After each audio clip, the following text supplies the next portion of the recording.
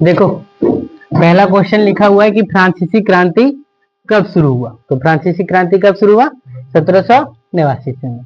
फिर बोला कि दूसरा क्वेश्चन है कि नेपोलियन बोनापार्ट ने खुद को फ्रांस का सम्राट कब घोषित किया। तो नेपोलियन बोनापार्ट ने कब? 1804 में अपने आप को क्या किया? फ्रांस का सम्राट बताया। और 1815 में वाटरलू का युद्ध हुआ जिसमें नेपोलियन क्या हो गया? हार गया। समझ गए? तो दो क्वेश्चन हो गया। ये 1804 में अपने आप को क्या किया? घोषित किया कि हम सम्राट है। और 1815 में क्या हुआ? वाटरलू का युद्ध हुआ जिसमें नेपोलियन हार गया। फिर देखो होलोकॉस्ट किससे संबंधित है? तो होलोकॉस्ट एक वर्ड है जो किससे संबंधित है? द्वितीय विश्व युद्ध से। फिर देखो भारत की सबसे बड़ी नदी कौन सी है? तो गंगा नदी है। कौन सी नदी है? गंगा नदी है। भारत का अक्षांशीय सीमा कितना है? तो भारत का अक्षांशीय सीमा 8 डिग्री 4 मिनट से 37 डिग्री कितना? 6 मिनट उत्तरी अक्षांश में। फिर देखो भारत का सबसे उत्तरी पर्वत श्रृंखला कौन है? तो भारत का सबसे उत्तरी पर्वत श्रृंखला कौन है? हिमालय है।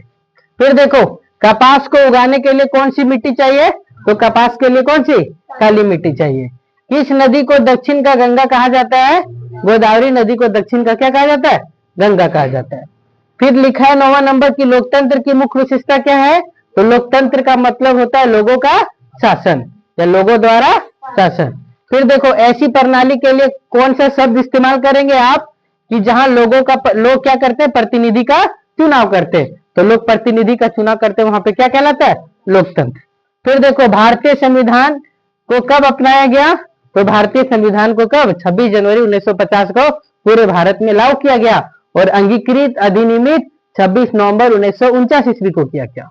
समझ गए? फिर देखो भारतीय संविधान के निर्माता किसे माना जाता है? तो भारतीय संविधान के निर्माता किसे?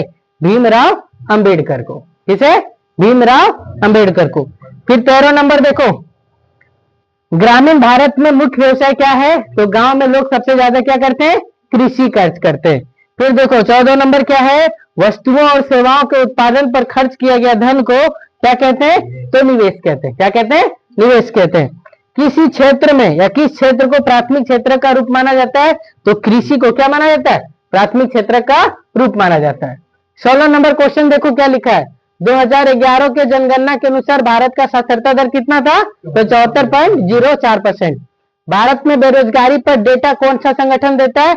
NSSO है ना, राष्ट्रीय प्रतिदर्श परीक्षण संगठन। समझ गए क्या? फिर देखो कर्क रेखा कितनी राज्यों से होकर के गुजरती है? 8 रेखाओं से, 8 राज्यों से है ना। और 8 राज्यों में कौन कौन है? मिजोरम है, त्रिपुरा है, पश्चिम बंगाल है, झारखंड है ना, और कौन? और बताइए? गुजरात है, राजस्थान है ना, और कौन? मध्य प्रदेश है। ये सब 8 राज्य हैं। फिर देखो हरित क्रांति का मुख्य उद्देश्य क्या था? तो हरित क्रांति का मुख्य उद्देश्य क्या था? कृषि उत्पादन को क्या करना? बढ़ाना। कौन सा मौलिक अधिकार कानून के समक्ष समानता को सुनिश्चित करता है? तो कौन सा? समानता का